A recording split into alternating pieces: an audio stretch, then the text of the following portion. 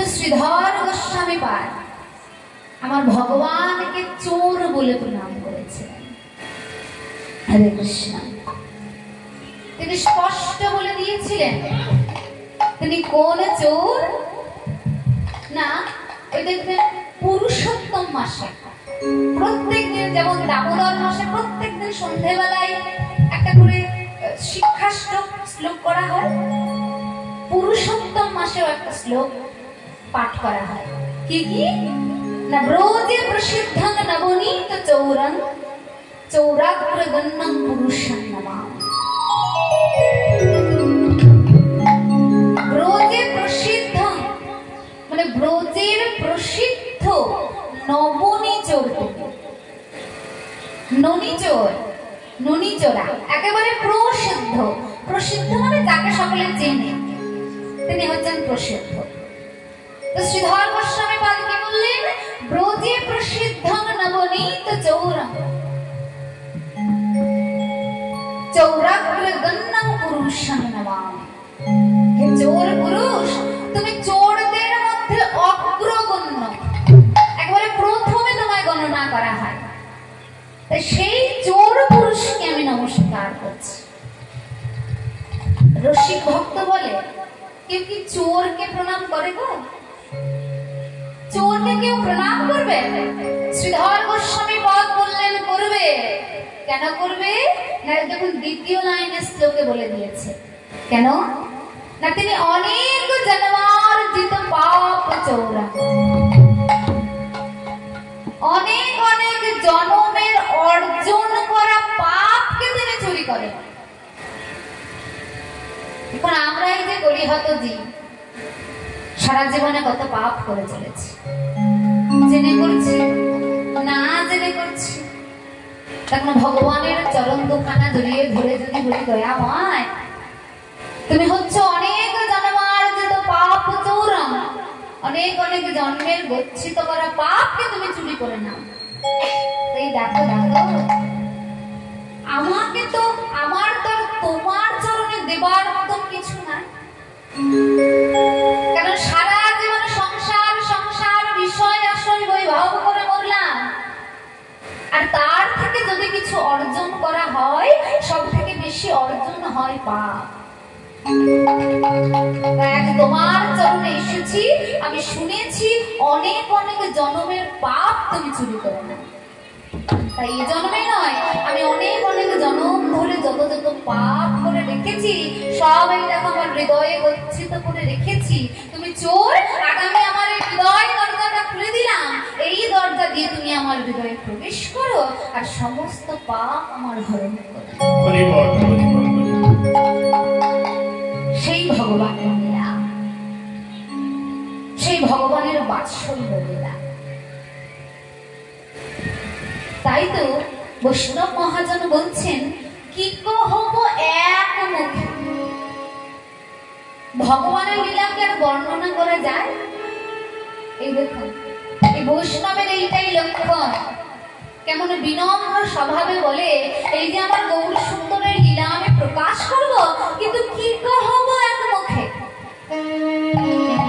কি কহব এক মুখে আমার গোরা চাঁদের লীলা। কেন? কারণ তা এক মুখে বলা যাবে না, এক মুখে বলা যাবে না, বলা যাবে না, এক মুখে বলা যাবে না, এক মুখে বলা যাবে না।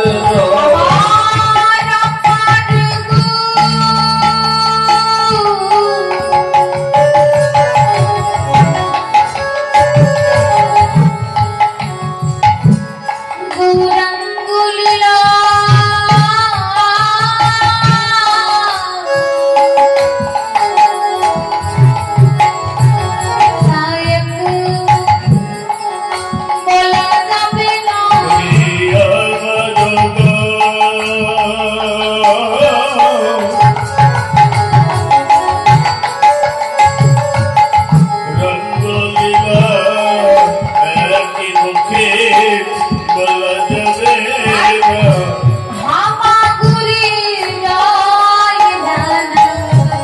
রক্তে সত্যের মালা হামাগুড়ি জয় রক্তে সত্যের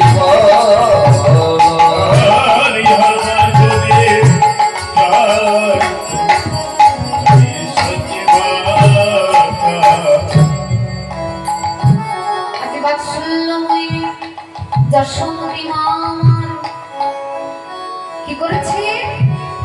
দর্শন করছে তার আঙ্গিনা মাঝে। আর যে প্রাণের ঠাকুর গৌর হরি হামাগুড়ি দিয়ে দিয়ে বেড়াচ্ছে। কেন? কারণ গৌর সুন্দর, তিনি ভাবনিধি গৌর হরি, তিনি ভাব প্রকাশ করতে এসেছেন। আর ভাবের সাথে সাথে রাধা কৃষ্ণের লীলা প্রকাশ করতে এসেছেন। আজ গৌর সুন্দর আমার বাৎসল্য রসে বিভোর হয়েছে। আর সেই বাৎসল্য রসে বিভোর হয়ে আজ সচি আঙিনা মাঝে হামাগুড়ি দিয়ে দিয়ে বেড়াচ্ছে। শুধু যে হামাগুড়ি দিচ্ছে তা নয়, হামাগুড়ি দিচ্ছে আর রসিক ভক্ত দর্শন করছে। ওই যে ছোট্ট গৌর সুন্দর আমার নিতাই যান, নিমাই যান, তিনি কি করেছেন? তার বদন ধরে টস টস করে লাল করছে। ছোট ছেলেরা যেমন কি হয়, হামাগুড়ি দিয়ে দিয়ে বেড়ায়, আর ছোট্ট ছোট্ট ছেলেদের মুখ থেকে লাল পড়ে। তো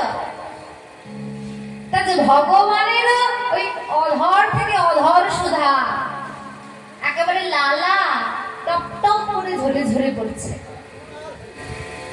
মহাজন তাই দর্শন করছে আর বলছে, আহা কি অপরূপ তার শোভা। মহাজন বলেছেন না, দর্শনে দৃষ্টি নন্দন। নন্দন মানে সুখ বা আনন্দ। মানে আমি কোনো কিছু দর্শন করলাম, সেটা দেখে আমি সুখ পেলাম বা আনন্দ পেলাম। দর্শনে দৃষ্টি নন্দন ভগবান আমার তাকে একবার দর্শন করলেই দৃষ্টি নন্দন হয়। আমি জেনে ভগবান দর্শন করছি, এইটা ভগবান, তাতেও দৃষ্টি নন্দন হবে। কেউ একজন জানে না যে এটা ভগবান, সেও যদি ভগবান দর্শন করে তবুও তার দৃষ্টি নন্দন হবে। এই হচ্ছে ভগবানের ধর্ম। কেমন ধর্ম না দেখবেন, জল জল কোন জিনিসের উপরে দিলে তাকে ভেজাবে, এটা তার ধর্ম। আগুনে হাত দিলে হাতটা কিন্তু পুড়বে, এইটা তার ধর্ম। মানে আমি জানি না, একটা ছোট বাচ্চা ও জানে না যে আগুনে হাত দিলে সেখানে ছ্যাঁকা লাগবে বা তাপ লাগবে, তাহলে জানে না বলে কি আগুনে হাত দিলে তাকে তাপ লাগবে না? তদ্রূপ ভগবান দর্শন করবে, যিনি দর্শন করুক তবুও দৃষ্টিনন্দন, না যিনি দর্শন করুক তবুও দৃষ্টিনন্দন। রসিক ভক্ত আমার গৌর সুন্দরকে দর্শন করছে, তার অধর দিয়ে অধর সুধা লাল টপ টপ করে ঝরে পড়ছে। আর তাই দেখে বলছে, আজি লালি ঝরো ঝরো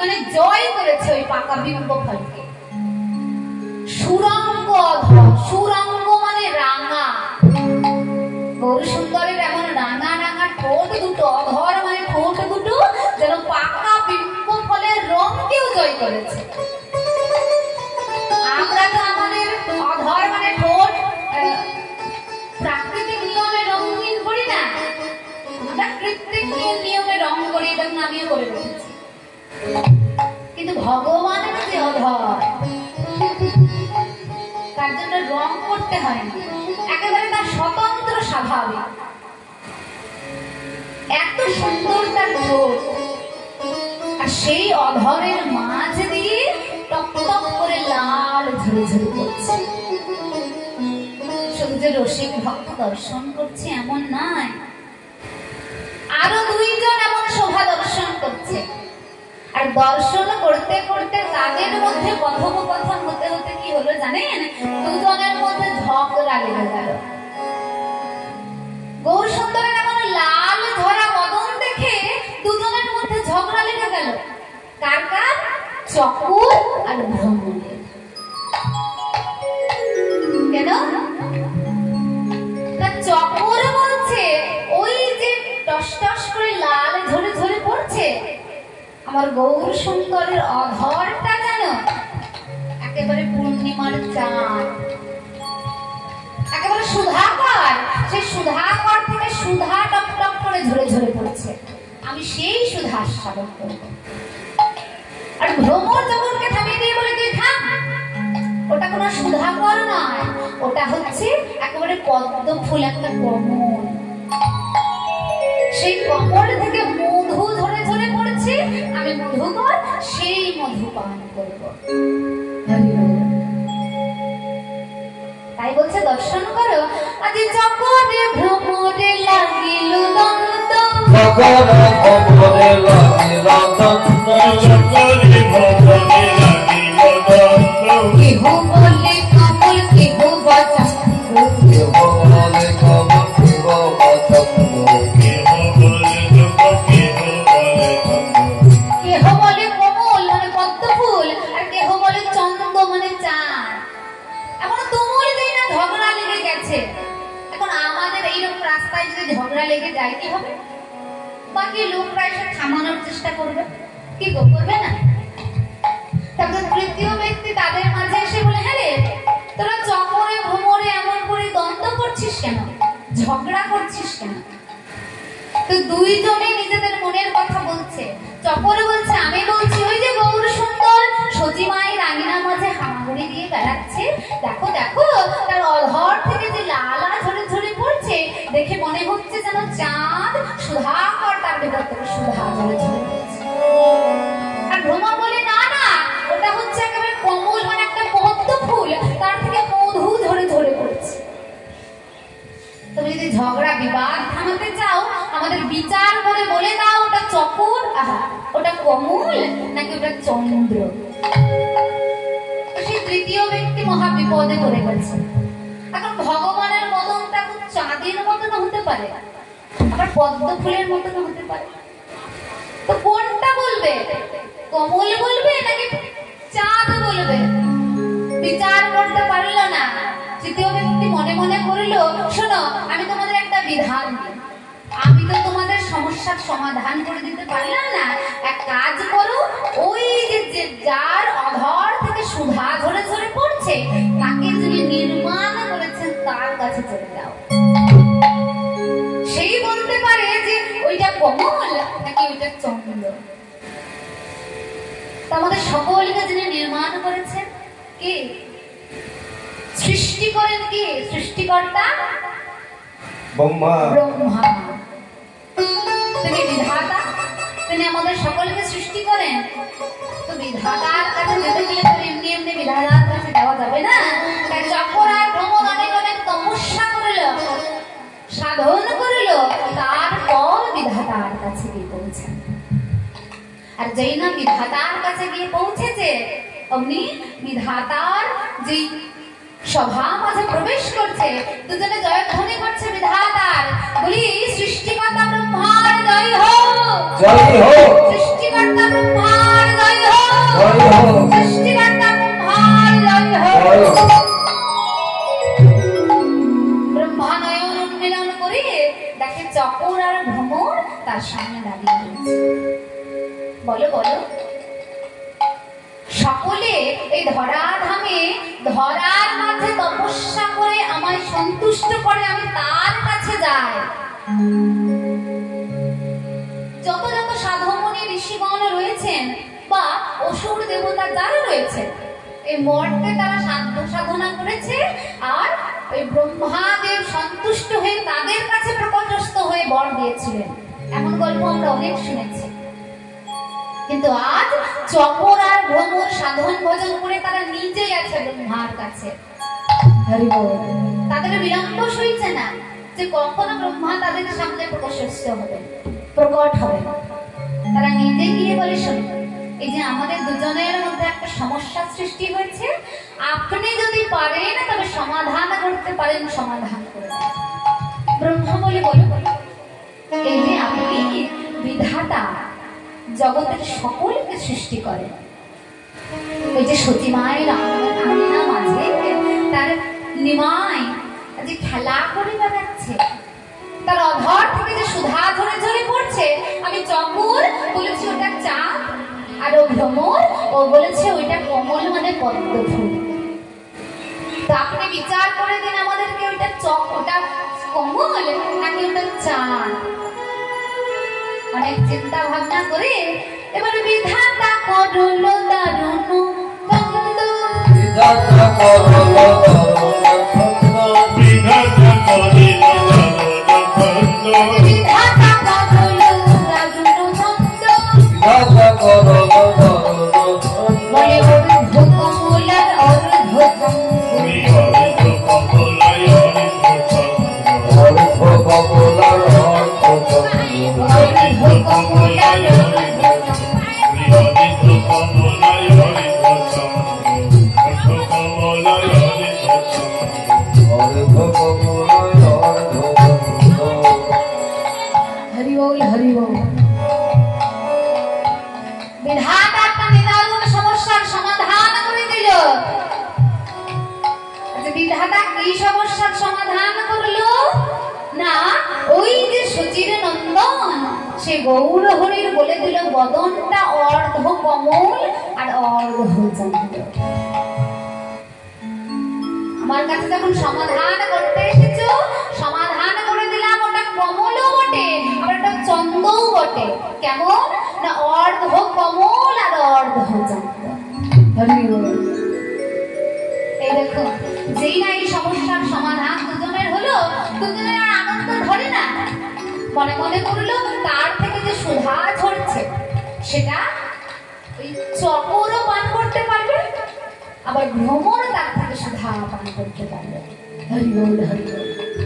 সেই গৌর হরি বলে তার যে রূপ, তার যে ভাব, তা তো বর্ণনা করা সম্ভব নয়, কেউ বর্ণনা করতে পারবে না। একদিন কি হয়েছিল, গৌর সুন্দর আমার পারিষদ বর্গকে সাথে করে চলেছে কোথায় না, হরি নাম করে নগর পরিভ্রমণ করছে, ভারতব্যাপী পরিভ্রমণ করছে হরি নাম প্রচারের জন্য। গৌর সুন্দর আমার সামনে সামনে চলেছে আর বদন ধরে বলছে, কি বলছে না, কৃষ্ণ কেশব কৃষ্ণ কেশব কৃষ্ণ কেশব রাধিব রাম রাঘব রাম রাঘব রাম রাঘব। সকলে মিলে করতালি দিয়ে ভাবে, সকলে ভাবে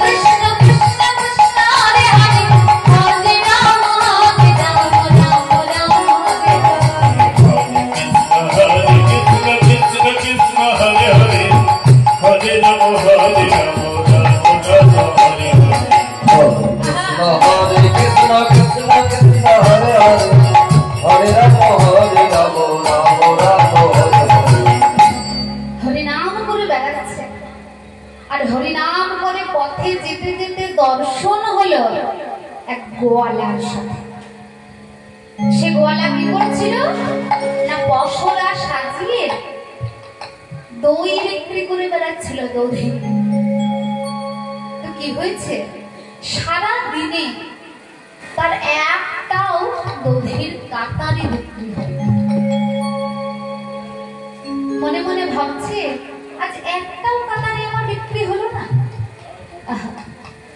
বাড়ি গিয়ে কেমন করে সন্তান স্ত্রী তাদের বদনে খাবার তুলে দেবো, অর্থ যদি উপার্জন না হয়। এই বলে কি হয়েছে, শ্রান্ত হয়ে মানে রোদে রোদে ঘুরে ঘুরে বেড়াচ্ছে, ক্লান্ত হয়ে একটা গাছের নিচে তার কাঁটাটা নিয়ে বসেছে। ভগবান ওই দিক দিয়ে উচ্চস্বরে হরিনাম করে বেড়াচ্ছে, কৃষ্ণ কেশব কৃষ্ণ কেশব কৃষ্ণ কেশব রাম রাম রাম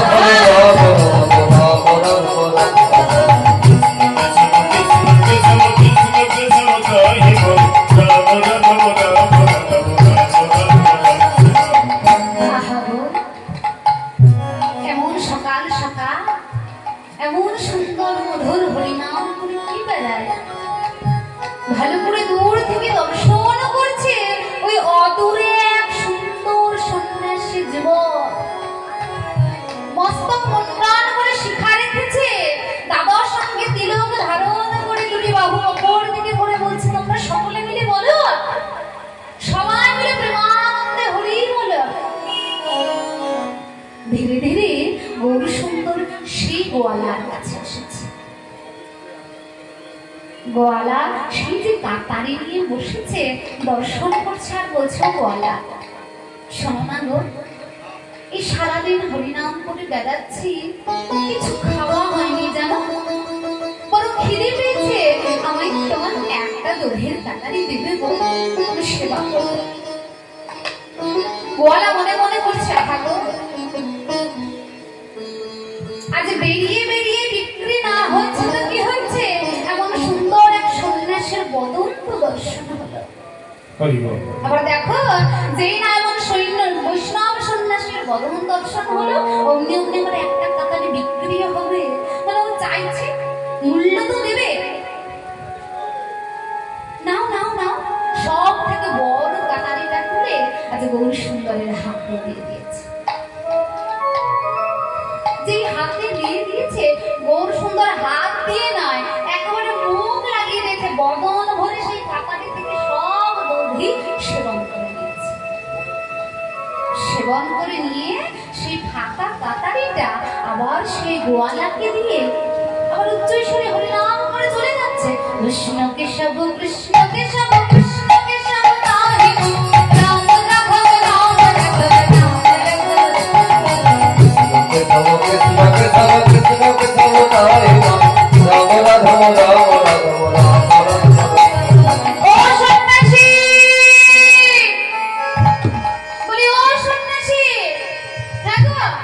তুমি কি আমার এই দধির কাতারিটা সেবন করলে, এর মূল্যটা দিয়ে দাও।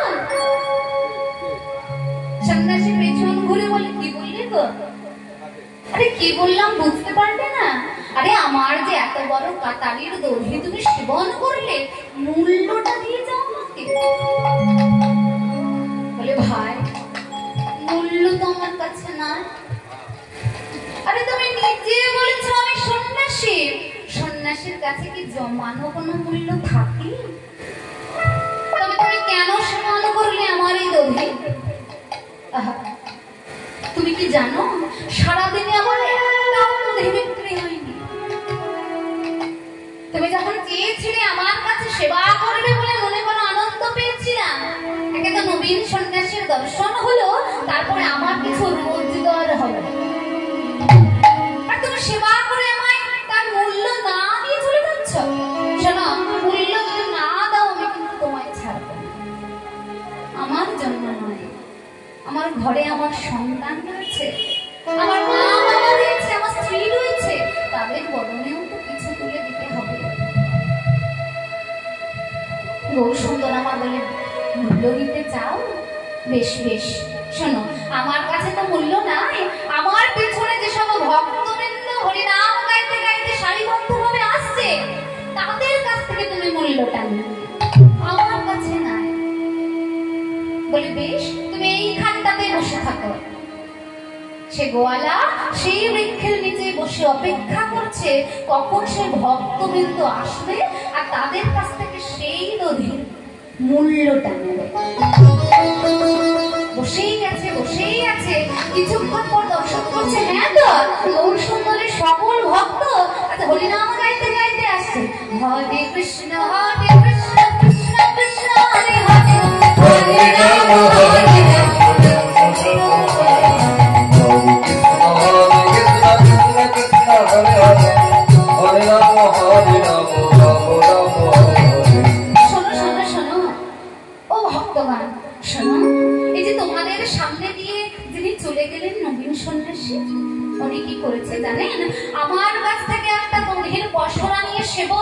করছে, আর আমায় বলে দিল তোমাদের কাছ থেকে সেই দধির মূল্যটা নিতে।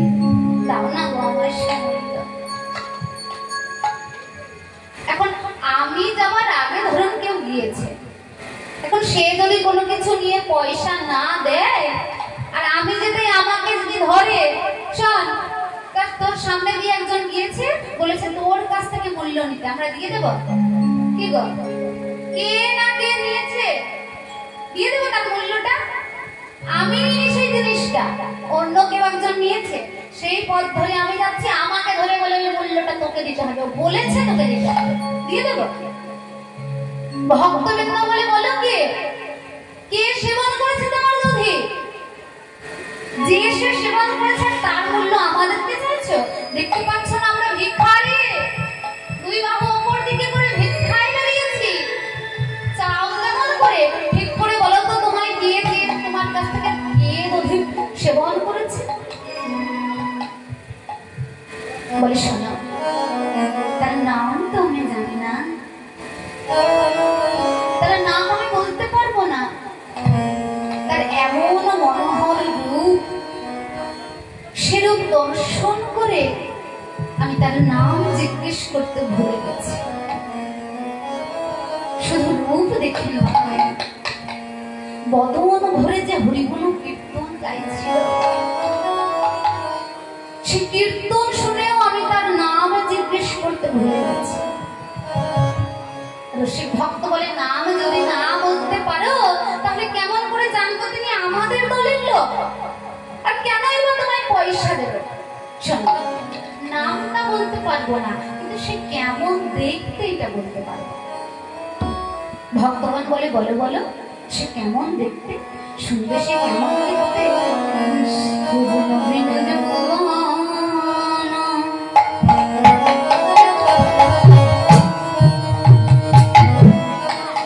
গলিত কাঞ্চনা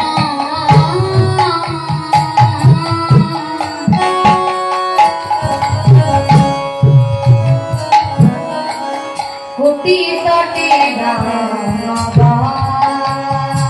সে নবীন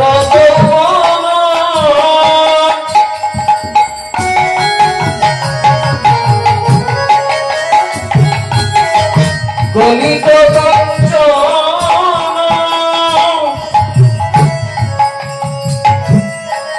কোটি কোটি রঙ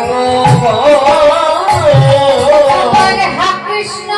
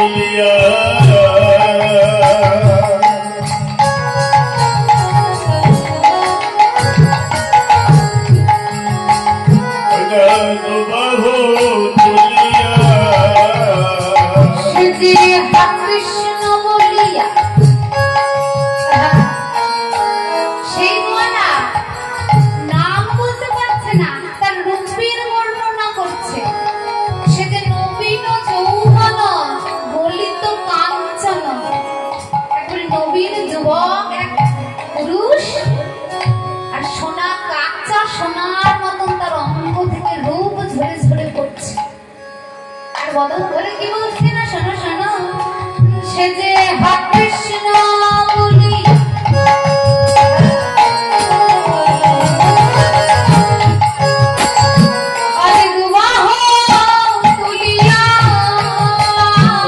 শোভাবে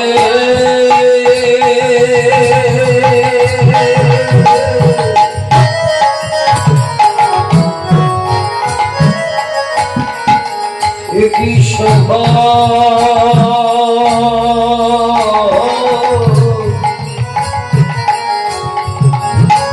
দেখো কৃষ্ণ বলিয়া বাহু তুলিয়া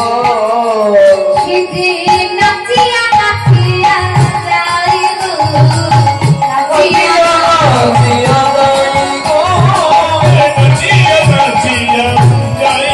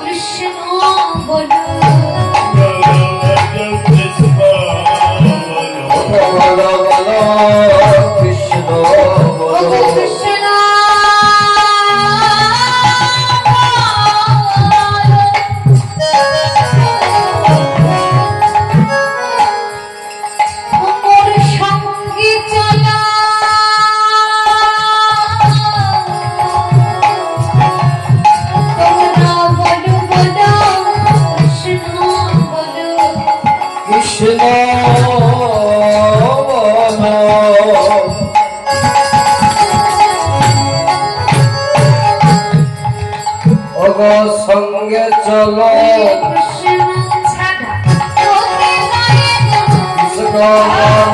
সঙ্গে চলো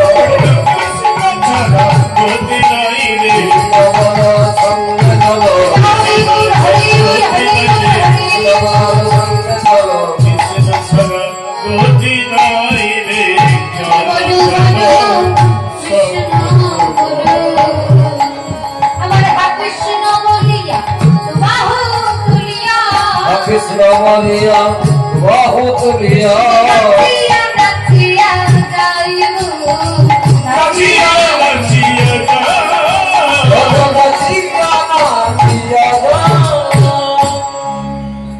এই সুন্দর যার রূপ বর্ণনা কি করা যায়, যার ভাব বর্ণনা করা যায় না, যার রূপ বর্ণনা করা যায় না, কারণ তিনি একেবারে পরিপূর্ণ ভগবান। সেই ভগবান আজ বাৎসল্য রসে বিভোর হয়ে আজ সতী মায়ের কাছে ভগবান ধরা দিয়ে দেখেছি কেমন প্রেম রসে সন্তানকে বেঁধেছে, সন্তান নয় ভগবানকে কেমন প্রেম রসে বাঁধতে পেরেছে। আজ সতী মায়ের ভক্তির ডোরে বাধা পড়ে আজ গৌর সুন্দর সেই আঙিনা মাঝে খেলা করছে।